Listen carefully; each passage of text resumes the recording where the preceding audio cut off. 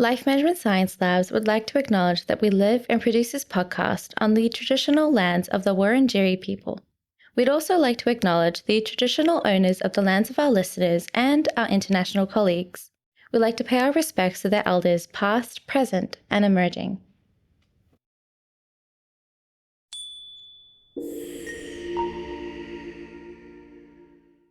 Hey everyone, and welcome to All Together, the Family Science Insights podcast, produced by Ellen Massell, the Life Management Science Labs. We are champions of life management science, providing structured insights informed by science and inspired by practice on key aspects of conscious living. Each week we bring you scientific and practical insights on each element, with the expert knowledge of professionals in the field. I'm your host, Dina Sargeant. Let's get started.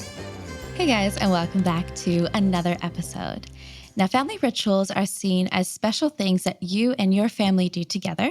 Now, a lot of rituals are aimed to state, this is who we are, and this is what we stand for. This is what a lot of what we do.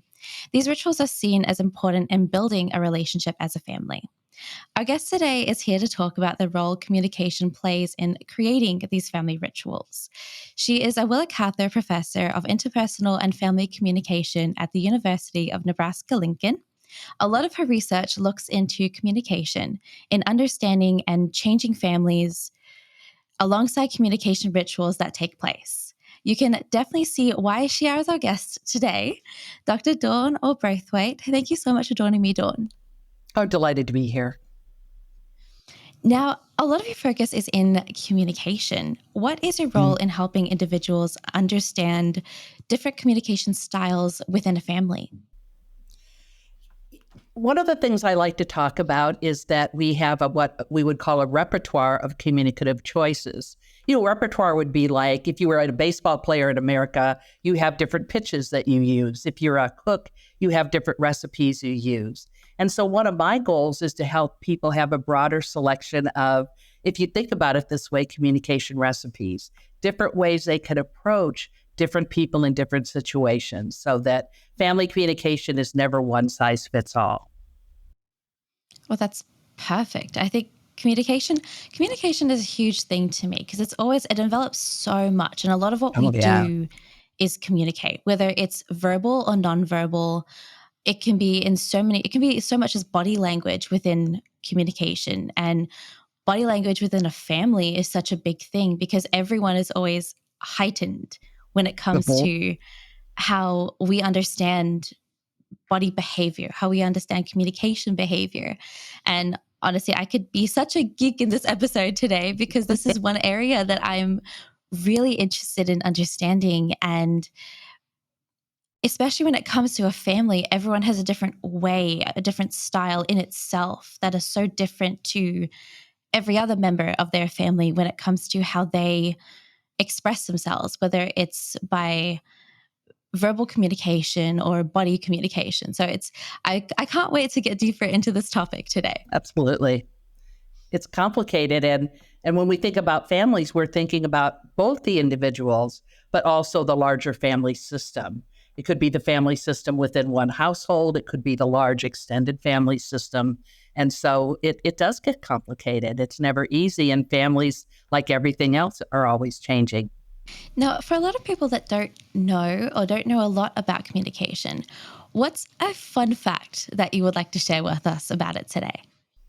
Well, my part of the communication field broke away from English. So we were, before my time, a little bit over 100 years ago, were in English departments, and they were thinking that if you gave a speech, it was an essay on its feet. And they didn't see any difference between verbal or oral communication and written communication. In fact, they really refused to see it. So in 1913, 17 people walked out of the National Council on Teachers of English, I think it was, when they were meeting in Chicago, which is my hometown, and started their own association to study communication. And we're more interested in the, oral and verbal message-based communication. That includes nonverbal communication as well, but all non-written communication, if you think about it that way. Wow. No, that's a really great fact because you always see it as all-encompassing one thing. You don't really see it as being written as seen as one thing and verbal seen as another thing. And it's really interesting to know that there was a huge conflict within that, a huge conflict as to how some people saw written communication as being the only way, the one way that you can go, completely negating the fact that the way that they're arguing is verbal communication.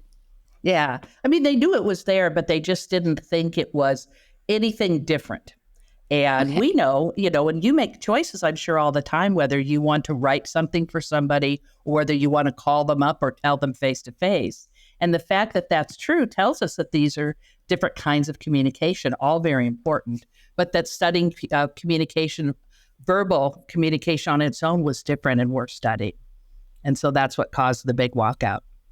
Yeah, it's like text versus call. Which one would you rather receive? Would you rather receive a call? Would you rather receive a text? Exactly. And you think about that as a person sending a message. Do I want to give them bad news? And these days we have so many choices, right? So many ways we can give good news or bad news or any news. So we think about those things, if we're smart, carefully. Yes, exactly. Now, thank you so much for that introduction. And before we get deeper into it, I'd love to get to know some of your interests and maybe some recommendations of things that we didn't really get to hear. Now, to start off with, what is the most recent book that you've read? Yeah, I'm a bit embarrassed to tell you that the last book I read is my own book called Family Communication, Cohesion and Change, only because I just sent it off to the publisher last Thursday. So we've been embroiled in reading it for months on end.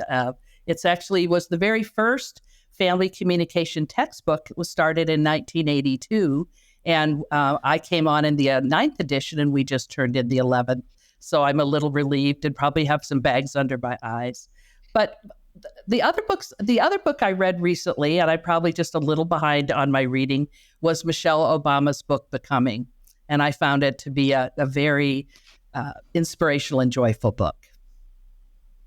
Yes, well, it's exciting the fact that you're up to the 11th edition of the book Yeah. at the moment. There's the fact that we're able to have editions and keep adding more and more research and more knowledge and adding onto a lot of other people's knowledge is such an important way of sort of sharing the fact that we've come so far. We've come 11 editions so far in communication and how we communicate. So that's congratulations to you for that. Thanks. As well. We're really happy about it. And when it comes to Michelle Obama's book, I've started reading it as well. I've just found a copy, so I've just gone to read it. And she is an amazing character in herself.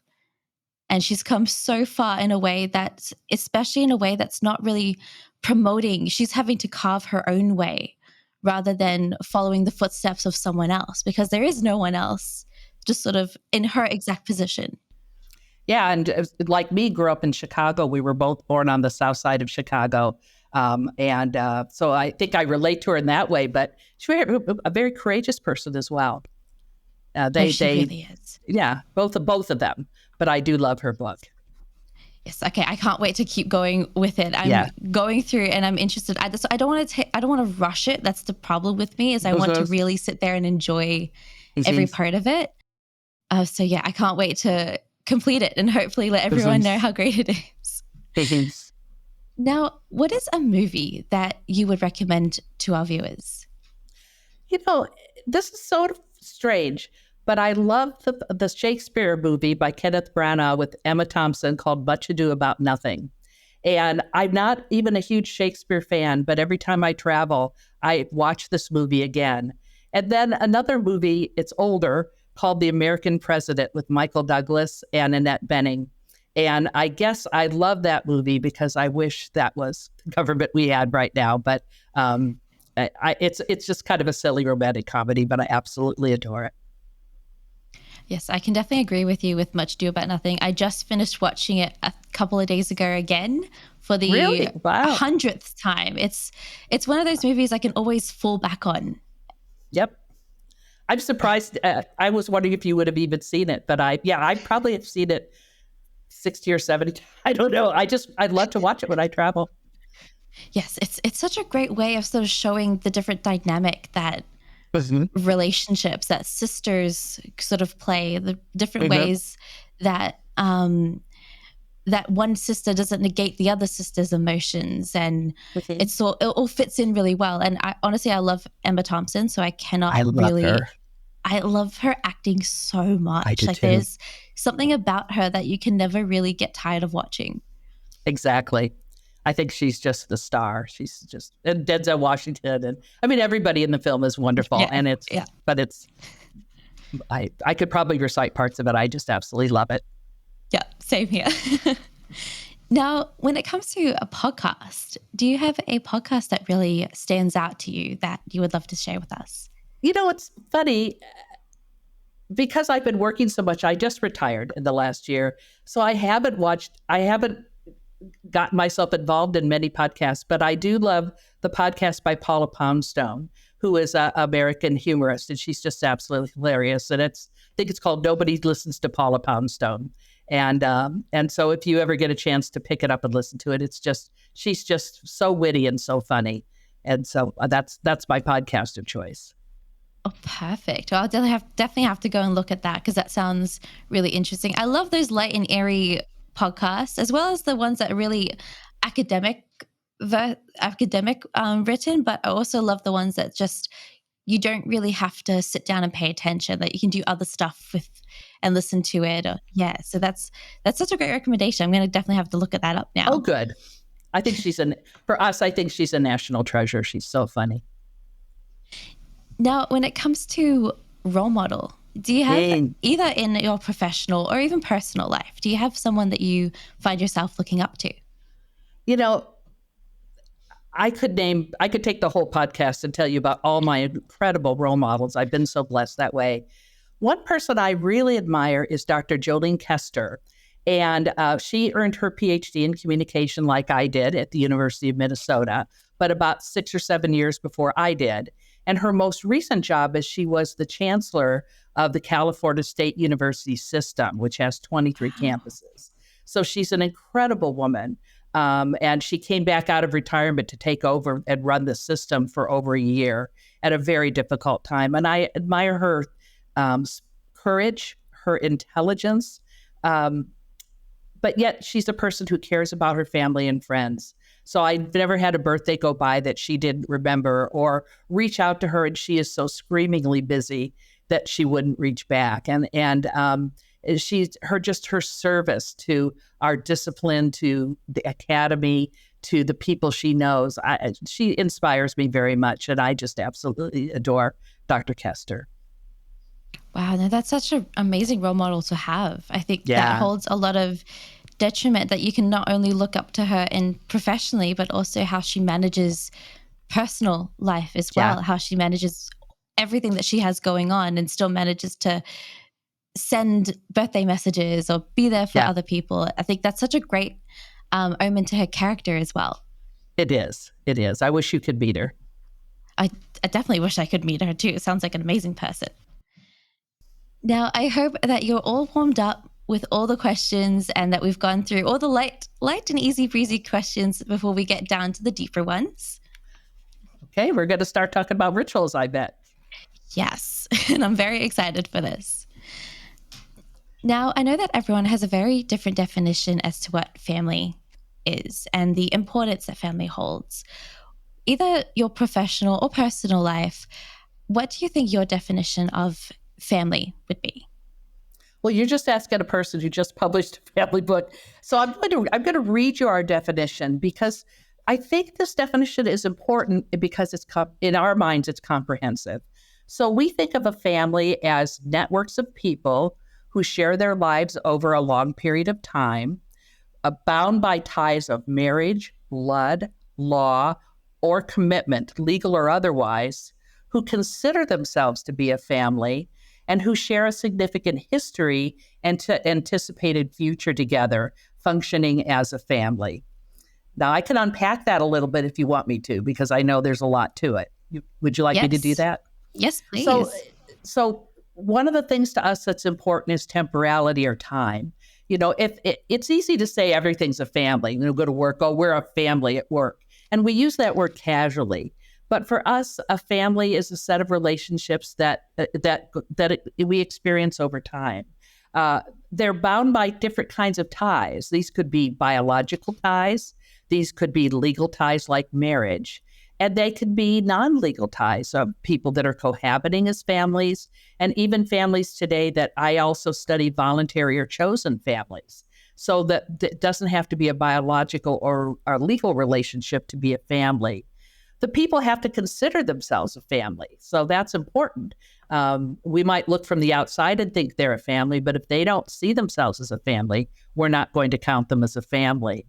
And they have this history, and they have an anticipated future that they believe that they are going to be in a relationship in the future. Now, this doesn't mean that there's never a family estrangement, which is another topic that some of my students and I have studied. But those are the things that make us a family. And really what binds all that together is communication. And I'll talk about that probably a little bit more as we go on. But I don't know if that's helpful, but that's how we define a family. And we mean that definition to be broad, and we mean it to be more inclusive than exclusive. Mm-hmm. No, I love the extent that we've sort of changed the idea of family over time, that it's not just who you're related to. It's not just who your blood ties with or who you're married to. There's that idea of, okay, you can choose, you can pick your own family, because there's a lot of people that you consider family that you're not either blood tied to, or you're not extended family attached to them in any way, but there's still that idea of they still hold that importance, that level of respect of being a family member than even your own family do. Yeah, like one of my doctoral students that I'm working with is studying women who were in the military, and how even after they're out of the military, they still consider one another family.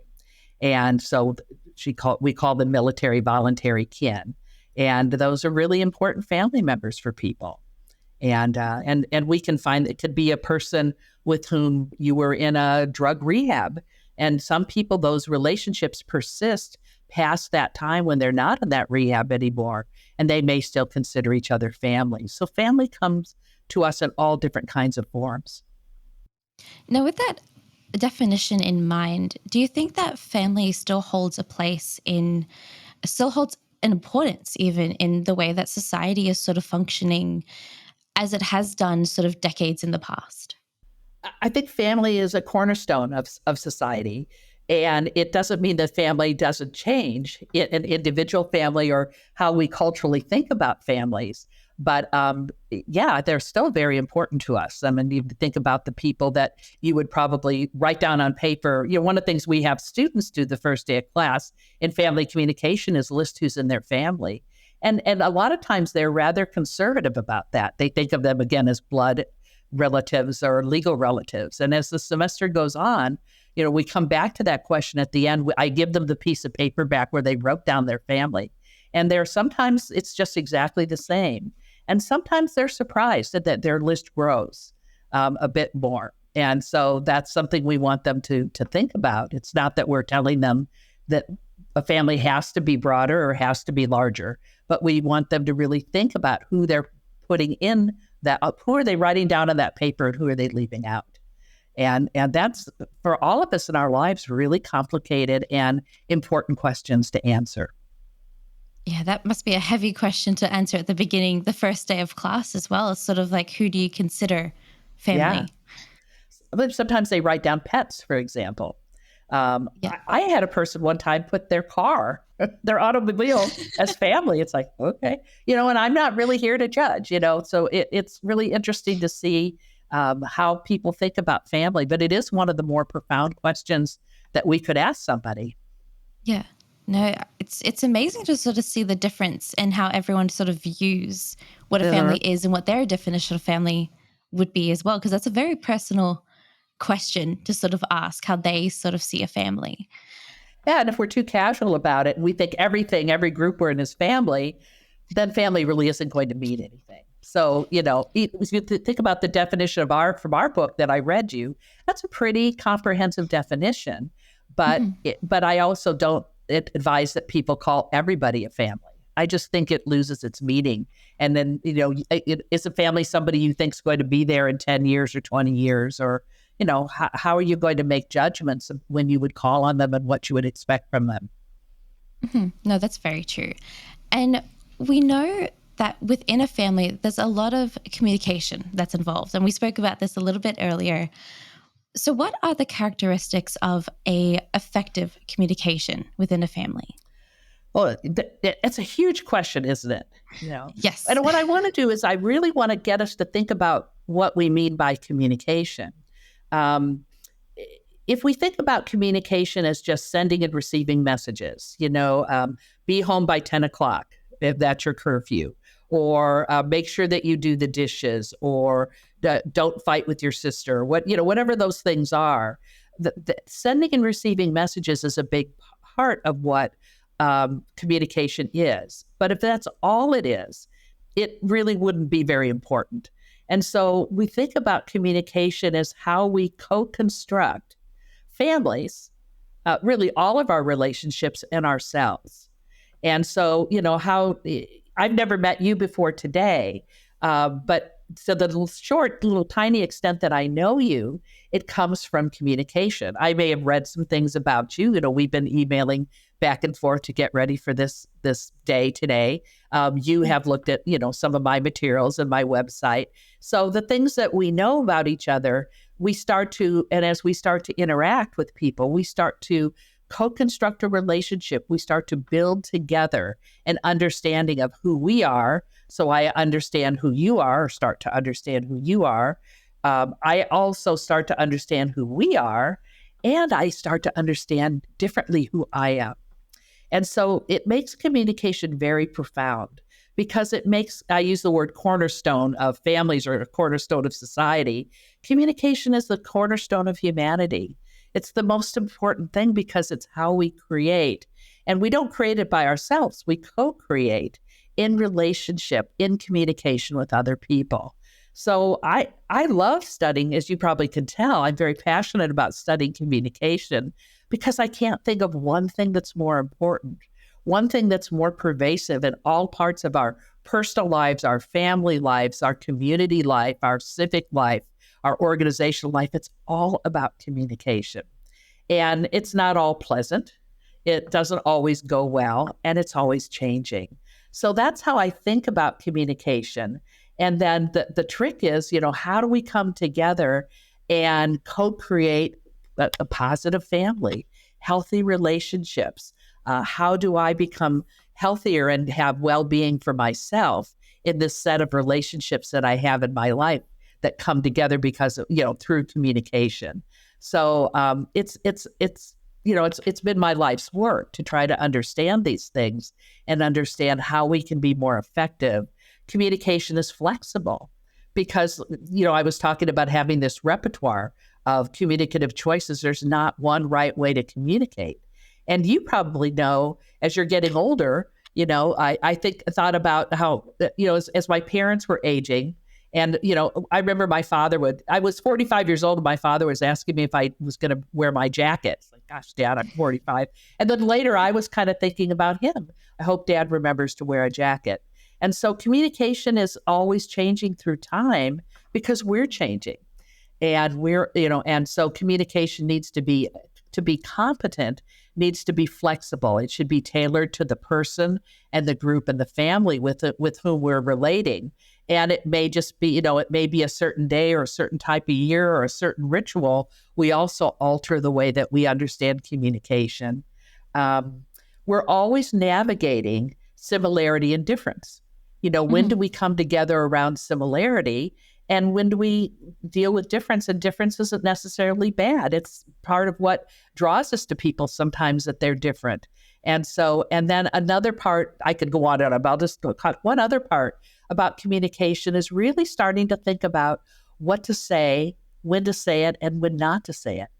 And so one of the things we study in our field is managing what we call privacy. There's a theory called communication privacy management, which is based around the fact that saying everything is not a good idea. We all kind of know this, but we don't always practice it. Sometimes we say too much, or we say something about another person that we shouldn't have said, or we're not really sure, and then we reveal something. And one of the things we know about communication, you can't take it back. People say, pretend I never said that. Well, I can't, it's not possible.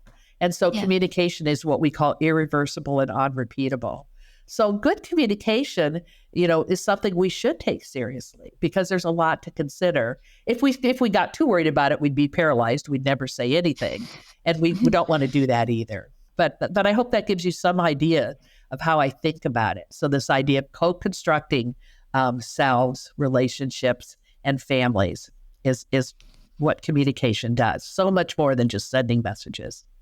Yeah, no, I think it's such an important thing to sort of recognize in a family as well. Like about a year ago, my mom was living in the same house with me and my sister.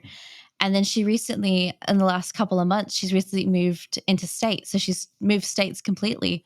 So we've had to find our new way of like communicating, from seeing her every day to having setting a schedule of, okay, this is our weekly phone call. This is the time that we're set to talk to each other, that we're going to catch up on things that we have experienced separately, have gained the different events that we've had separately. And it's such an interesting change in our dynamic now as well, because we've gone from telling each other immediately when something has happened to saving it all up for that one phone call where we can have a whole list of things that have happened. And it's definitely both ways with her as well, with a lot of stuff that she's building, the career that she's building there where she is currently, and her having to save up all of those little ventures that she's done up for that one day. Mm-hmm. But it's the time that we've got to sit there and really, okay, we have to make use of that hour phone call, other than taking each other for granted when we see each other every single day. It's interesting because one of the things I'll talk about with rituals probably today, we're in the exact opposite situation where we've moved to California 4 miles from my stepmother, and we've never lived near her. We haven't lived, actually, my husband and I are about to have our 40th anniversary on April 1st, and we've never lived around family. So we are figuring out how to be more of a face-to-face family with her, or just with any family, because we've never had it. And so it's good, and it's got its sets of challenges for us, and I'm sure for her as well. So that's part of the idea with family. With the communications and relationships are always in flux. They're always changing. We're getting older. People's health is changing. Their geography is changing. I mean, the way they see and hear change. So that, my stepmother is, one of the issues that we're negotiating is she doesn't hear very well.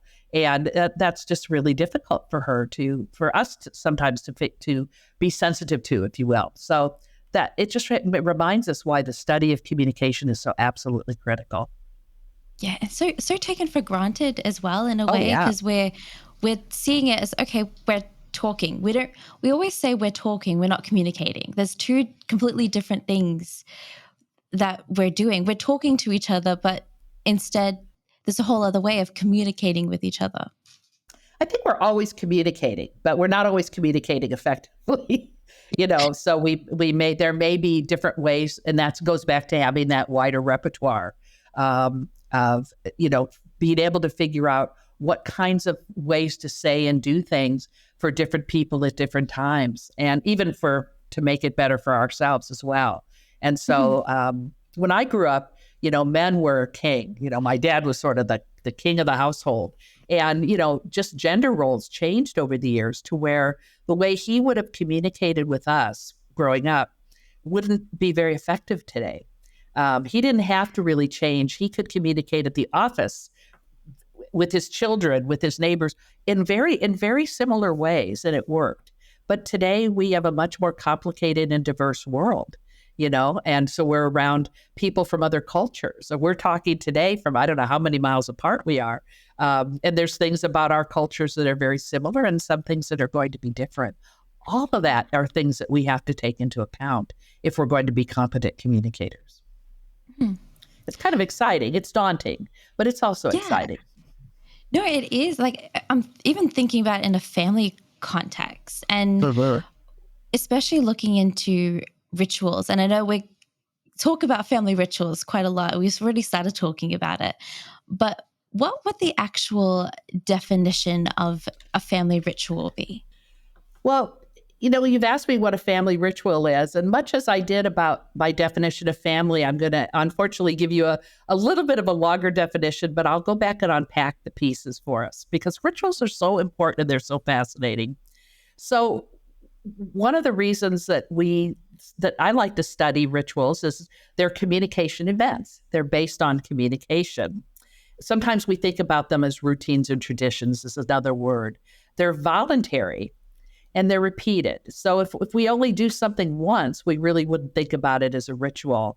And rituals have to be voluntary, participating, although we may come back to that because that voluntary part is kind of complicated. It takes two or more people. So we do things that are habits. I do individual habits, but we wouldn't call those rituals. One of the things that's really important about family rituals is they honor something that is sacred or special. And we don't use sacred here in a religious way, although it might be, but that it honors something that we consider important to us as a family. And rituals help families create change. And it helps us to establish and change our identity. So again, rituals help us to know who we are in the family and who we are in the world. So that's a lot of things that rituals do for us. But it's important when we think about them as voluntary, as repeated, as at least for family rituals involving two or more people. They may be rituals that involve a subset of the family or a dyad within the family, just two, or they may involve the whole family. That's important to know. And again, that they have this special meaning, this importance, that they honor something that's special and that they help us create and change and to form and change our identity. So rituals really do a lot of work in families when you think about it that way. They're kind of hard work at communication, but they are based in communication. Mm-hmm. Okay, it's always interesting when we're talking about the voluntary part, because I think the voluntary is such a, and I know we're going to talk deeper about that earlier, but it's always such an interesting aspect when we're looking into what each member is set to take part of. Like, for example, if there's a family dinner, there's the kids are the ones setting the table or setting up the decorations or getting the glasses out and getting the dishes out. And the parents are usually the ones that are hanging around the kitchen, cooking, getting the barbecue on, for example, and doing all these things. And that's just, sometimes it's an unwritten tradition. Sometimes it's just something that's set into becoming a habit rather than a ritual. It's just something that within that ritual that's what is the task is each member is doing. Yeah, I mean, that's one of the things to remember, that rituals have expectations about them. Expectations, for example, of what you would do to get ready. And then they involve roles, right? What your role in this ritual is. And you're right, when you're a little child, they would let you put a fork on the table, but they wouldn't let you carry the really good glassware, right? Some people are expected to cook. Some people, everybody has a part. And it may be a really central, important part of the ritual, or it may be a more peripheral and less important part of the ritual. But rituals always have expectations, and that's also where communication comes in. How did you learn that you were supposed to set the table? Did somebody tell you? Did somebody show you? Sometimes roles are just come from modeling. You look at what the older children do when you're little and you start doing it. Or your grandma or grandpa may take you aside and say, well, this year you get to carry this or you get to do that. And then it may be that you have elder relatives who are starting to time out. That maybe your grandmother can no longer cook and host the dinner, that you have. And so that ritual moves to somebody else's house, or we start doing takeout food, or, it's always changing. But rituals are centered around communication, and that's how we figure out what to do and what our role is. And the voluntary part is tricky, because sometimes if everybody was forced to come, if we were all handcuffed and let in, it's really hard to think about that as a ritual. And so it doesn't mean that we always are dying to be there. I suppose when kids are teenagers, they kind of, oh gosh, I don't want to go to one more of these stupid, dinners. But there has to be a sense of voluntary, that the family does this because it's important to them. And even if sometimes they may feel a little bit forced, or I don't want to go to church anymore on Christmas Eve, or I don't want to do this or that. And so it goes back to the role of communication is really strong as we figure all of that out. Mm-hmm. And why is effective communication really important in sort of establishing those family rituals? If you think about it, we communicate to have our rituals. We communicate to communicate our expectations and our roles, and we carry out that. So many of our rituals are around communication. Whether we say a prayer, or we give each other a compliment, or we avoid certain topics. Communication is just central. And remember, we talked about how communications, how we co-create relationships, families, and selves. That's all coming through communication. Rituals are co-created as well. Even when they're handed down to us and we're told about them, we know that comes from communication. And something else interesting about rituals and communication is that family rituals especially are the way that I always call it knitting together our past and our present and our future. Rituals, remember we said families occur over time. Rituals usually occur over time. They change. But that's a way that we bring the past into the present. And we know our family's been using, I was just telling the story. You can see behind me is a hutch. I'm not like this American senator that got put in her kitchen to do a speech the other night.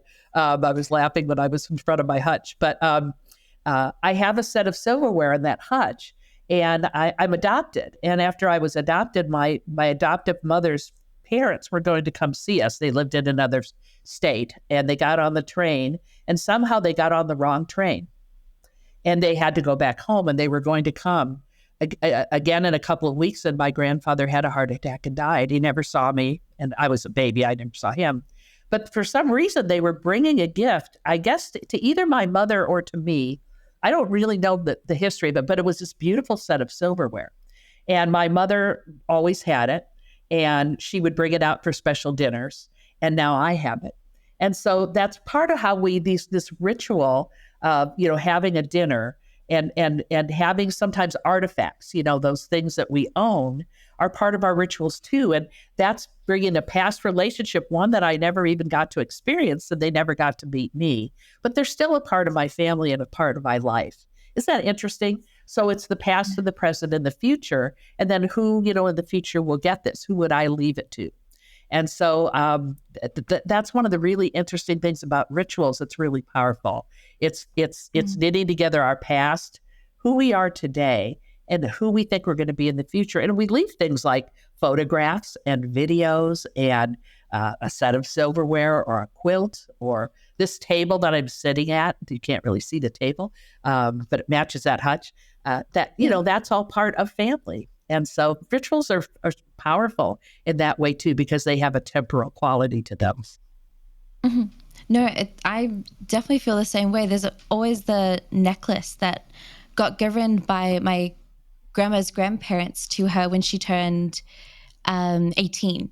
Mm-hmm. And then when I turned 18, that necklace got handed down to me, and it's going to be expected when I have grandkids, when they turn 18, that's going to be handed down to them. And it's just something that goes on collectively. And it's always, and there's an engraved of like my grandmother's maiden name. So her family name is always somehow connected to me. Even though my last name is from my grandfather, there's still like that connection that I have with her line of the family that's never really lost. Yeah. And it's powerful. And so this past, present, and future quality of rituals is really special. And it's just how, again, especially for families. But we do it in churches and communities and workplaces. We tell the story of the founder of the university or the founder of the workplace. And so, rituals are part of all of our relationships, but especially families. So we're looking at family rituals. How can communication really be used to enhance the importance of the rituals? Well, let me I thought I'd give you an example of a ritual. It came from one of my students, one of my early years of teaching in Nebraska. I was there for 25 years at the university. And a student told us really a lovely story about Christmas Eve. And I don't know how cross-cultural this one will be, but let's see. Her family would go out when they were little children. Her father would take the children, and it's cold in Nebraska, out on the lawn. It was usually snowing. And they would bring carrots with them for Santa's reindeer, for Santa Claus's reindeer. And he would have the children throw carrots on the roof for the reindeer. And this was just something they did that was special to their family. And she was talking to me about, telling our class about how funny this is to do it now that they're young adults. And they're still going out and throwing carrots on the roof, even though I think most of them don't believe in Santa Claus. And we were talking about, why would you still do this? And it was, this idea of what it brought them together. And now these young people were having partners and, boyfriends and girlfriends and getting married and partnering up and bringing these other people into the family. So communication has an interesting role in rituals. Rituals do determine who is part of the family. So the family could have left those new partners and spouses in the house and said, well, we just do this, you stay here. But they brought them with them. And so whoever was invited out to throw carrots on the roof, as silly as it sounds, they've crossed a boundary. They're part of the family in the eyes of the family. And then what a lot of these people did was they kind of warned their partner, hey, when you come over on Christmas Eve, I know this sounds ridiculous, but we're going to go out of the snow and we're going to throw carrots on the roof. What? And they would prepare them for the ritual. They would communicate with them what their role was. And it's possible in some families that maybe, look, you just stay and watch and you can laugh and applaud, but we're the ones that throw the carrots. And I can't remember. I think they all got carrots. I think everybody was whipping them up on the roof. But communication has such an important role. And so part of the ritual celebrates being a family. It celebrates, again, that past, bringing that past into the present. I assume that many of them will continue this on into the future, perhaps with their own families. And then communication also tells us what you may communicate. If you're smart, you probably would communicate with the partner and you would explain what's going to go on and who's going to participate and what their role is, what they're expected to do. So communication, again, is absolutely essential in setting the tone for that ritual, figuring out who gets to be included. And it may be in some families that they'd even have to talk that over, right? Okay, this is you're the first person to bring a partner home. What are we going to do now? Same thing with gifts. Gift gifting is another part of rituals, and sometimes a ritual in and of itself. Who gets gifts? Who's supposed to give gifts? How do you know what monetary value or what size a gift is supposed to be? I'm a step family, but also I study step families. That's my other big area of research. And that's really complicated. What do we do with these children? Do they all get gifts? Do the step kids get gifts that the other kids get? So things like this that may seem quite trivial become really important. Really important to communicate about those things. So communication plays a role in enacting the ritual, in setting the expectations. And sometimes the ritual itself is the communication. So we may recite a certain poem, right? Or we may sing certain songs, or, in Thanksgiving at our table, we take turns and go around and say what we're thankful for. That the communication in itself is part of the ritual. So that's why I say you just can't really separate the study of communication and the study of family rituals. They're just completely intertwined. Yeah, no, it makes complete sense when you sort of put it in that perspective of how important it is to new members of the family as well. When you've grown up having those rituals, you sort of take it for granted as, okay, this is what to expect. But when you bring it into other people, it's their minds that are also having to understand the importance of the ritual, having to understand where the ritual started, how it became how they're involved in the ritual as well. Because there's also that need of a boundary, whether it's the family, because I know that in my family, we like to take yearly photos. So then when I bring my partner in, I'm going to have to explain to them, okay, we're going to take family photos, and I have to decide whether they want to be a part of it, but also understanding the fact that if my family wants them to be a part of it, or whether they just want it to be us me and my sister and both my mom and my dad? Exactly. Or is it going to be my dad and his partner, or my mom and her partner included in that as well? Because then it becomes a whole idea of extended family in another sense, I guess, as well. Yeah, this happened to me, and when I tell it, it sounds like I'm saying something bad about my stepfamily. I'm not.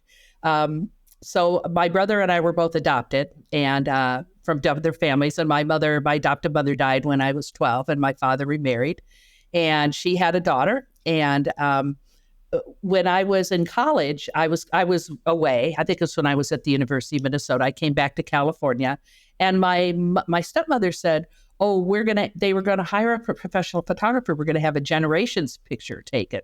My stepsister had a baby. I forgot to tell that part. And so I thought, oh, it's going to be the women. It'll be my step grandmother, my stepmother, my stepsister, and her daughter, and me. And when I got home, they kind of looked, and they said, "Well, it's not you." And I was incredibly hurt. I was embarrassed, I guess, and I was hurt that I wasn't part of it. As the years went on, I realized, and the sad part was they canceled the photographer. They didn't take their generations picture, and they took just one with a little camera. And as I was older and I started studying these things too, I realized, they really deserved to have that picture. I don't think they were trying to be mean or say that I didn't matter. But you can imagine why I probably did feel left out, because I didn't have anybody to have a picture taken with. My mom was gone. And so I'm saying that's where just the communication and making these expectations clear is important. The other thing about rituals I haven't mentioned is, we might talk about if we talk a little bit about conflict, but it just involves deep emotion. And that's what happened that day. And so I hope that example makes sense. But I think it just shows that how important it is to understand these things and to be sensitive about this and communicate about it. And I think if they had thought about it a little more carefully, they might have anticipated. In other words, me getting caught by surprise is on them a little bit too. But it was also on me. I didn't ask the right questions, I suppose, because I didn't even think to do it. So, I think everybody had great intentions that day, but it did cause, hurt feelings. Yeah, it's a great example, actually, especially on what happens when you don't communicate, and also the fact that maybe there's compromise in communication that sort of needs to take place as well. Maybe you could do one photo with you, one photo without you, sort of included in that as well. There's the whole idea of knowing, okay, this is what the situation is. Is there a way that everything can be communicated where both sides are feeling respected, where both sides, their needs are wanting to fulfilled? And if especially about family, there's a whole other idea of, and especially the way that my family has sort of extended as to now, when my parents are two individual people, they're two individual parents. There's still mom and dad, but it's not mom and dad together. There's mom and dad in being their own people with their own partners in the future. And it's an interesting dynamic that we now sort of go to, where I'm really glad that they're still the best of friends, that they've grown into a friendship relationship rather than a romantic relationship. And it hasn't really changed in the way that I also expected when I sort of found out that they are going their separate ways. Because especially when you... That doesn't always... I mean, you're really fortunate that they are able to do that, because we have been studying actually positive step families, because they're, we tend to focus on the problems in step families. And so we've been trying to interview people that say they have overall positive step families to see what makes them positive. And so much of it is thinking ahead and trying to anticipate, what would be the best way to, sometimes it's like the picture thing. I just don't think they even gave it a thought. And if I was them, maybe I wouldn't have either. And so that's, again, where communication and being flexible and just trying to think ahead a little bit is wise. And that's so important with our family rituals as well, because they are important to us. Yeah.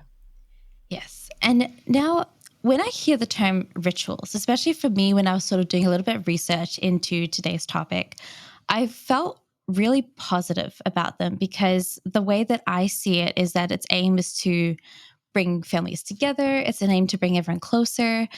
But you raised a really great additional point, sort of in the way that it can be seen as a completely contrasting effect and have a way that is creating a lot more conflict.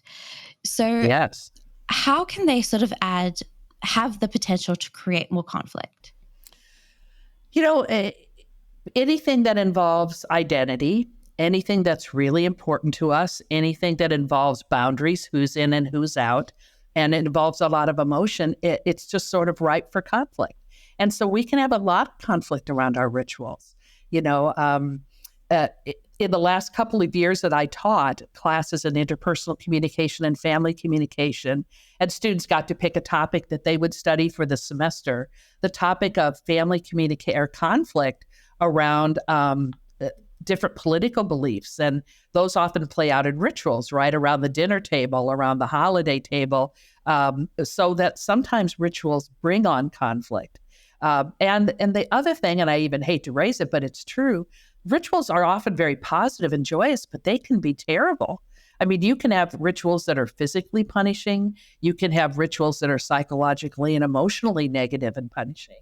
So just because they're rituals, it doesn't mean, if you want to, again, the thing with the photos, if somebody had really wanted to hurt me that day, and they did it, but that would have been the way to do it, right? To show me that I really don't belong, that I'm not a blood relative.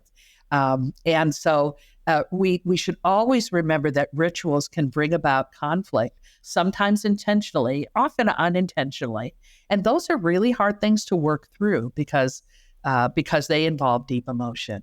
So I think it's important for us to realize that all families are not positive, all relationships are not positive, and all rituals are not positive all the time. And even when we have the very best of intentions, we've studied rituals in step families, in fact, and what happens when you become a step family, what happens to all of your original family rituals.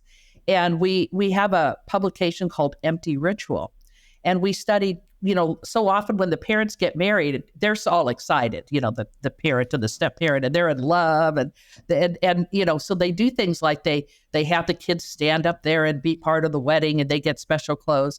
And often kids find that terrible. They thought it was cool and they were getting a new dress or a special ring or something. And I remember we've interviewed kids who talked about, it was all going well. And then I got up there and we were standing at the altar and I was saying, no, no, no. They probably secretly always thought their parents were going to get back together. So sometimes, we don't include people in these rituals. And sometimes even when we try to, those rituals are still not positive for people. And so, step families are one place where this can play out in very positive or powerful ways. Mm-hmm. I guess you're talking about the communication part. I should have answered the second part. I think this sounds oversimplistic, I know. Just try to be smart and think ahead. What's the best thing that could happen if we have this dinner or this ritual or this kind of wedding ceremony or throwing carrots onto the roof, besides that you can come back and impale your eyeball or something? What's the best things that could happen? But, play a little bit of what's the worst that could happen. How might this fail? And how might we work our way around that? Maybe we should talk to everybody, to the kids. Do you really want to be in the wedding? Do you want to stand up there with us? And so much of that's invoking communication as well. So don't just assume it's going to be positive just because it looks positive to you. Yeah. I feel like especially one of the worst ways is also the fact that with aging families as well as like kids get older. Yeah. Parents get older, there's the idea of, okay, because it's Christmas, as a kid, you used to spend it with your parents. The minute you get a partner, there's a tie between, do I spend it with my family or do I spend it with my partner's family on the day? And which one's willing to budge? Because I hear a lot, especially amongst my friends, about that, exactly that conflict as, okay, I'm married now. Do I go and spend it with my family and do the traditions that we do? Or do we spend it with our partner's family? Or how do we balance dinner between the both of them? And then in you a think way about that's also... Yes, I didn't mean to interrupt it. No, think about step families, when now you've got 4 parents, or you might have 6 parents and you've got a bunch of grandparents. It's so complicated and difficult to navigate those waters. Exactly. You're exactly right. And then even if you're married with your spouse, it's like you also want to have your own traditions with them. It's like, how do you manage both the parents, all the parents, but also have those traditions where you get to really enjoy yourself instead of being completely burnt out, having your family have an argument amongst each other and your partner's family have an argument amongst each other. And then you get home, instead of celebrating together, you're both too exhausted to even look each other in the eye. And there's that idea of like, it's two families now, but it's also a third family of you and your partner and eventually your kids, and having those traditions of, do you want your kids to be with which grandparent, or do you want them to be with you on Christmas? And that's the biggest thing, I think, especially when it comes to big holiday celebrations and big traditions and rituals, because as you get older, if neither of the members are willing to budge, there's always going to be that conflict that sort of takes place. So this leads us really well into the next part of the show, which is the practice and habit. Now, this is something that you do yourself or that you do within your family as well. So what is a practice that you do to enhance the quality of your family rituals when it comes to effective communication within its members? Well, our family is so interesting because, one, we're really small. And my husband and I had lost all of our parents pretty early in life, except we have a stepmother, my stepmother, who's here in California. And so we've been married almost 40 years, and we have spent all of our 40 years rituals, holiday rituals, et cetera, with just Chuck and me and friends and chosen family. And so we often hosted large dinners when with our colleagues at the university, because so many of us were living in places where our families didn't live. This past year, we've left Lincoln, Nebraska, where the university was, and we've moved back to California, where my husband is from and my stepmother lives. And now we're a family. We're not a family of two anymore. We don't have children. We're a family of three. And we're learning to be a family of three with her. And since my father passed away 19 years ago, she's been living out here on her own. So we're really happy to be here and really happy to be with her. But it's funny. We're kind of negotiating these rituals almost opposite, from going from being two to now being a family of three. And how, for example, at Christmas, Chuck and I love to cook, and we love to eat too. And she's a person that food just doesn't have a lot of meaning to her. She doesn't eat. She eats mostly vegetarian. She eats different foods than we do. And so it's been really interesting. And we would normally invite other people to come over for Christmas too. And we were really sensitive about that because it was our first Christmas here with her. And we didn't want to sort of cancel out this new family of three that we're forming. And so this practice has been interesting because we've had to think really carefully about and talk to her about it too. And I think we'll still need to talk more. The other ritual that we started is she comes over Sundays and after church and comes over to our house for about 3 hours on Sundays. And we would normally want to feed her. We would want to have a meal, but she doesn't want to do that. And that's fine. It's okay. So we've had to think about, well, we got to make sure we eat before she comes. And, and so we're just, it's fascinating. It's a communication exercise in trying to anticipate. Now we've got Easter coming up here.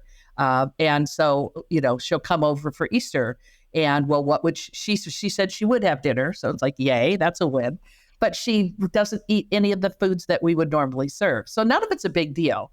But it's just, again, that idea of communicating and trying to think ahead to how we want to spend this time together, how we want to, still have our own rituals of things that we would enjoy doing, and how we make it comfortable for her as well. So we're right in the middle of just figuring all that out at our advanced ages when you think about it. No, it's a really interesting dynamic as well, because you're going from knowing exactly what the both of you like to trying to figure out what it is that she would like, and also maybe her participating or her also having her own traditions that she used to do by herself with her friends, and seeing what she can bring to your dynamic as well. So And she and my father were kind of, I would call them sort of low ritual. I think there are people that are sort of high and low ritual. There's no scientific concept there, but I would call them on Christmas, and I'd say to my dad, "What are you doing today?" And he'd say, "As little as possible." To him, that was almost a successful Christmas, was kind of making it a pretty normal day. And to us, that would be a giant failure. Gosh, if Christmas was like any other day, I think we would have thought we had a bad Christmas. And so neither one of those is necessarily better than the other. But, how do you put those different views of rituals together and make it work? Yes. And that's what we're trying to figure out. Yeah, well, it sounds like a great start to an adventure, It's an adventure. Yeah, it's using your own communication skills that you've studied for so long as well, which is really interesting. Yeah, if I can't be aware of this and try to figure it out, I don't know who can, I suppose. But we blow it. Sometimes we just don't think of things. Yeah. And we just think, because it's what we do, right? Well, we do this on Easter, or we do this at Christmas, or we do this at whatever. They're not just holidays. Rituals aren't just holidays. Or how we do weddings. You can't, I don't know about the newspapers in your part of the world, but here, there's always these advice columns. And so often the advice that people are writing about are about rituals, about weddings, and who gets invited and who gets left behind and who walks the bride down the aisle. And you know what I mean? All that stuff. It's all about rituals. And that's very people true. write about that all the time. Yes, no, that's very true. And I think it's such a great topic to sort of mention and sort of talk about. Now, this ties us in really well with the open mic session of our show. This gets you to talk about anything that you are passionate about, or maybe something that you want to promote here in our show. So in the last minute, I'd love to give you the floor and maybe share what's on your mind today. Well, just one of the other topics that I study that I think is so powerful and tied into all the rest of this is this idea of chosen family. There are just so many people in the world that don't have a close relationship with their blood biolegal family, or don't live around them, or maybe for LGBTQ people who feel that their family's judgmental and not accepting. It's I think so beautiful and powerful to see people form families outside of blood and law and create chosen families for themselves. And it's just something I promote. And I promote people thinking about, as holidays come and birthdays come, is looking around and making sure that people aren't left behind. It's so easy to set another place, or at least invite somebody. If they don't want to come, they don't want to come.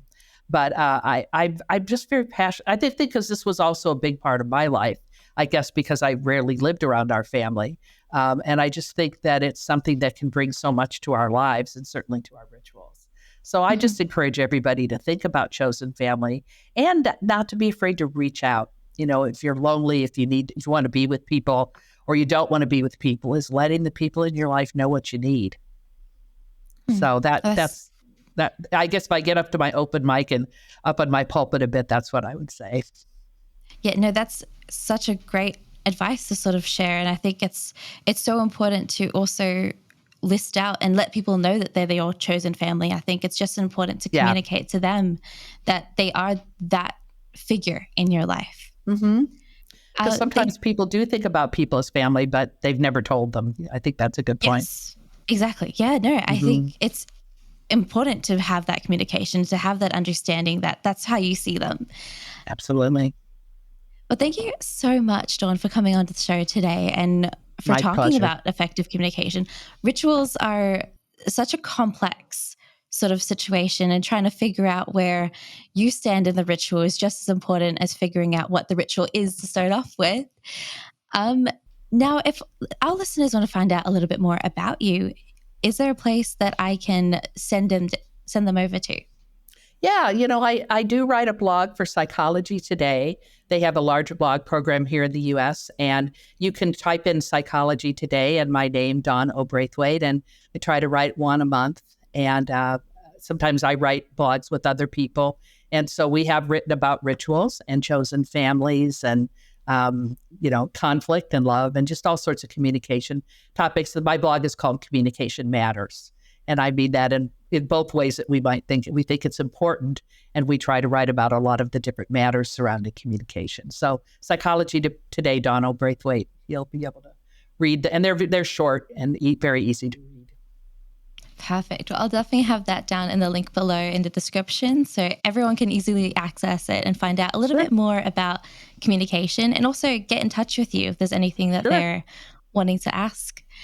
So thank you again, Dawn, for joining me on the show. It was amazing having you here. It was great. And thank you for inviting me and being so easy to work with. Of course. I hope you guys learned as much as I did when it comes to rituals and how to sort of add communication into, and also the importance of adding communication into a ritual. I'll see you all in the next episode. You've been listening to All Together, the Family Science Insights podcast, produced by the Family Science Labs, a division of LMSL, the Life Management Science Labs. More episodes are available from 10 life management perspectives and can be found by searching LMSL on Apple Podcasts, Google Podcasts, Spotify, and other podcasting apps available on your devices. If you enjoyed this episode, please consider rating our show, sharing it, and subscribing to our channel, as it helps other people find it so that we can grow and bring you more quality resources. More of our work can be found on our website at fa.lmsl.net, where you can join our movement. I'm Dina Sargeant. Thanks for tuning in.